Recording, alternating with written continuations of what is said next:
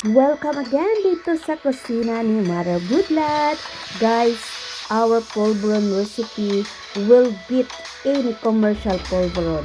So anyway, madali lang naman ang step na ito. Kailangan lang natin ng harina mga guys. Gumamit po ako ng 2.5 tasa ng harina. Paghaluin na natin hanggang sa maging brownish. More or less, nasa 5 to 10 minutes po siya. Depende po sa lakas ng apoy ninyo. So, ang gatas ko naman ay nasa 2 tasa. Depende rin po kung gusto nyo po ay maging creamy, mas dadagdagan ninyo ang gatas. Paghaluin po ng maigi yung harina at gatas. Mga mommies na first time gumawa ng polvoron, no worries po. Maging guide po ninyo ang video na ito at pinadali ko po para po sa inyo. Ito po yung pinaka basic o original na flavor na ating gagawin.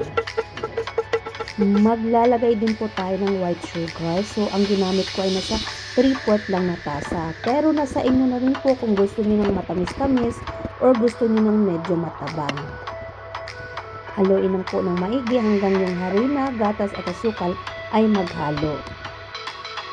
So, nagtunaw na rin ako ng butter. Pero mas maganda sana guys, butter, margarine at saka lard ang ginamit. Kaya lang, dito sa kusina natin, kung ano lang yung available natin na ingredients, yun ang gagamitin natin.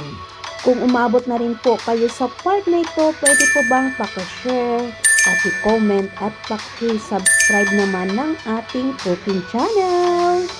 So, it's time to combine the melted butter, the flour, the milk, and the sugar. Ang kagandahan lang po sa mga homemade na sweets ay nakokontrol natin ang tamis ng ating niluluto at para bang customize ito para sa ating pamilya.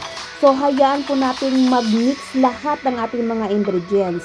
So, pag ganito na po yung texture niya, pwede na ninyong ilagay sa mga hulmahan. Dito po sa amin ay sinadya namin ganyan para medyo masaya. Yummy!